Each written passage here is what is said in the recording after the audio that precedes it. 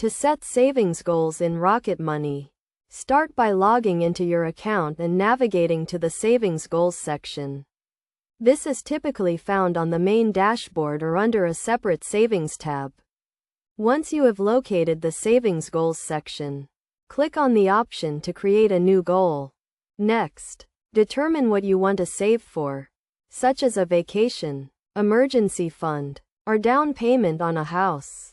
Be specific with your goal and make sure it is measurable, achievable, realistic, and time-bound. For example, instead of saying you want to save money, say you want to save $1,000 for a vacation in 6 months.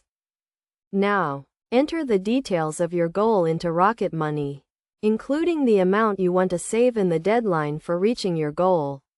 You will also need to specify how much you can realistically set aside each month to work towards your goal. Rocket Money will then calculate how much you need to save each month to reach your goal on time. To increase your chances of success, consider setting up automatic transfers from your checking account to your savings account.